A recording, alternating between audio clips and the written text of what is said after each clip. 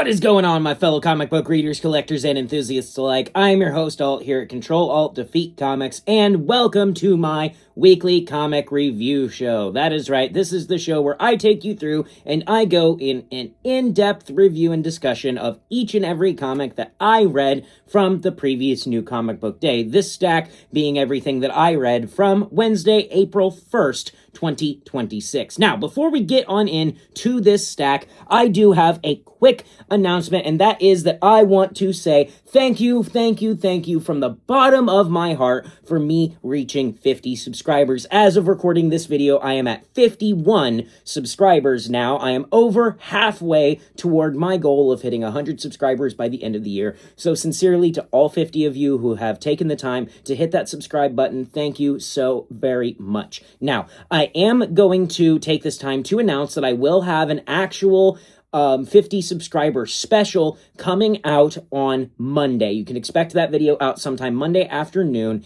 and in that video, I will be discussing plans for my 100 subscriber giveaway. That is right, I am officially doing a giveaway for 100 subscribers, and if you want to learn how to enter into that giveaway, how to be eligible to win, and what the prizes of that giveaway are going to be, go ahead and check out my 50 subscriber special that will be releasing on Monday. That will have all of that information there for you. As well as, again, me just going through and thanking you all for getting me to this milestone. So, thank you once again, and with that being said, let's go ahead, as we always do, and issue our spoiler alert for this video.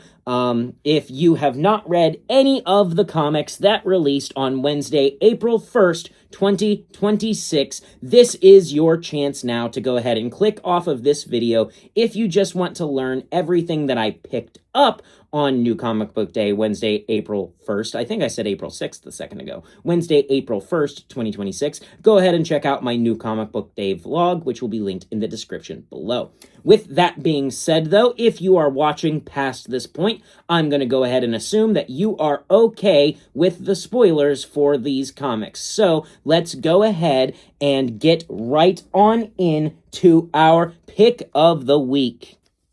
And my pick of the week for the week is going to Absolute Superman. This was issue number 18, the start of this new storyline featuring Black Adam or Shazam. It kind of seems like they're sort of combining the two characters into one in this. I'm not 100% sure. But this issue in particular was just a lot of fun. We get it opening with some flashbacks to ancient Egypt, to whom I can only presume is this character that becomes Shazam / Black Adam. Then we get some basically of Superman going around saving the world. Meanwhile, Talia is taking her father, Raj, to the last Lazarus pit to try and fix him.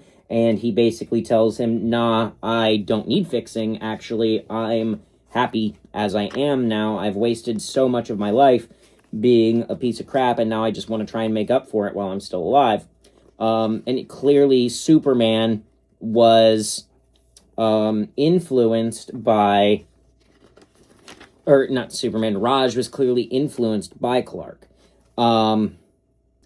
And then the end of this is our revealing for King Shazam in the Absolute Universe. And I'm really excited to see what Shazam is like. Overall, I'm going to give this one a 10 out of 10. Absolutely adored this issue. Next up, continuing on with our DC list, is going to go to Batman and Static Beyond. This was issue number 5. This series in general has been a lot of fun.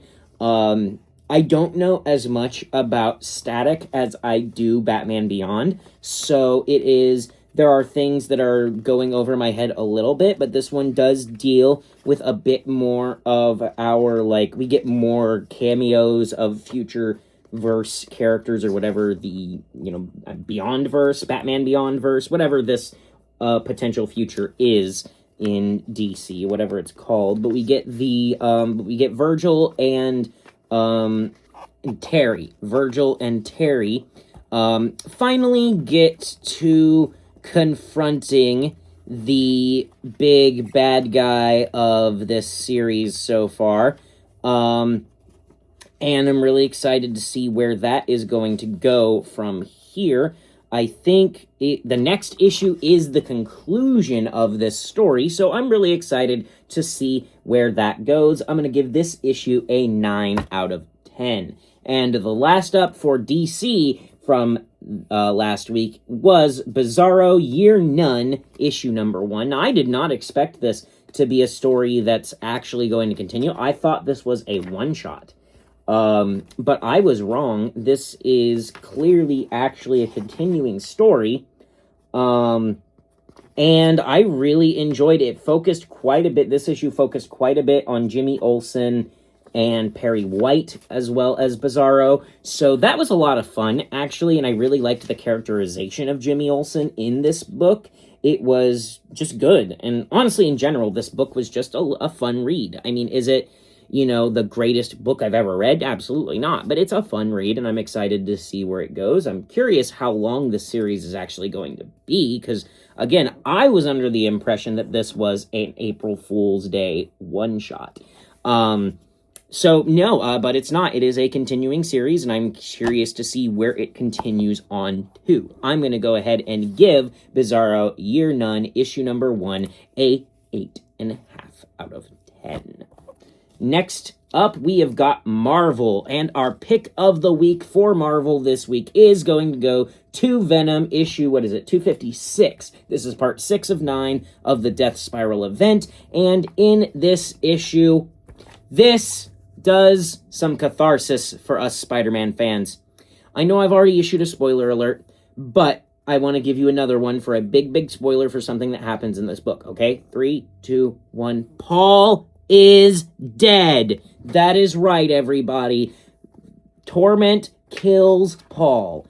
And I hate to be sitting here celebrating the character's death, but I hate Paul. I have hated Paul for so unbelievably long, and I'm so happy that he's finally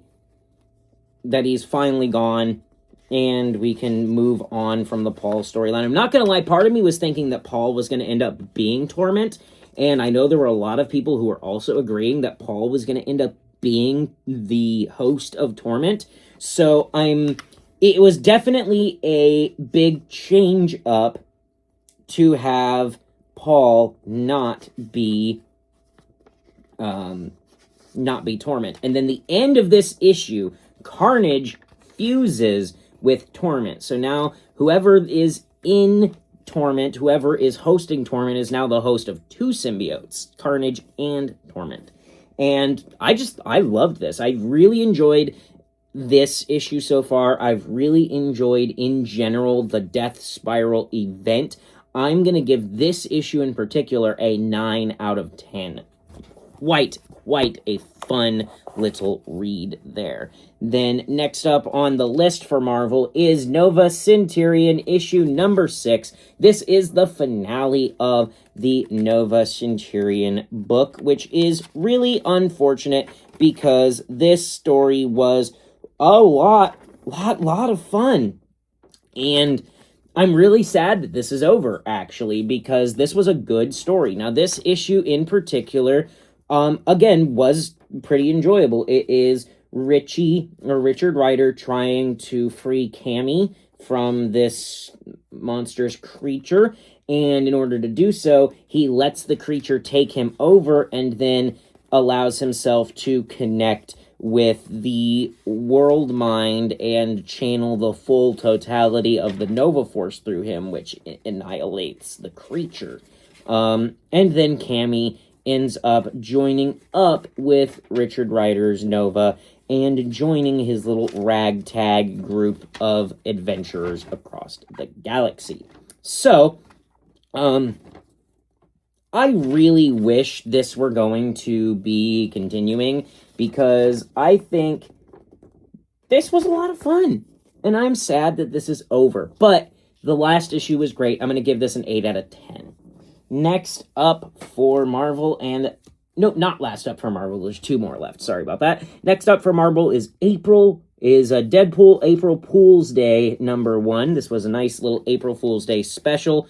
A nice little one-shot here.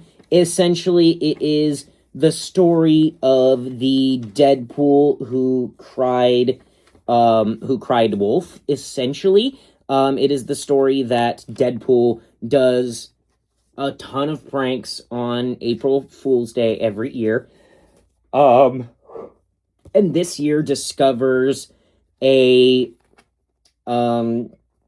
plot by this alternate universe, essentially, to try and take over the Marvel comic universe from a bunch of old genres of Marvel comics that no longer exist, like cowboys and all that kind of stuff.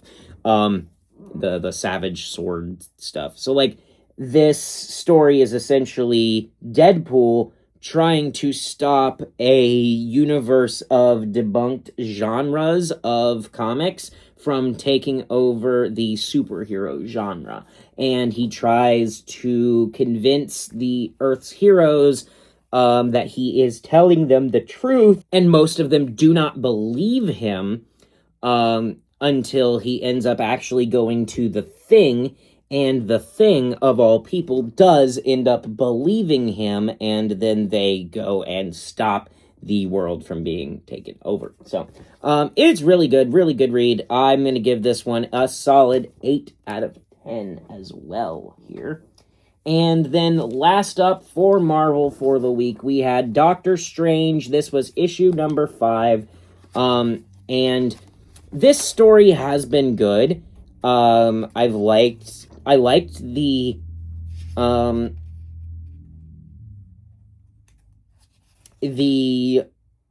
end of the Verboten story and the conclusion. It felt a little rushed near the end, but then we get this tease that, quote unquote, there is something coming, Angela. Something that threatens the 9 realms, Midgard, everything. And all I know is that I'm not ready for it.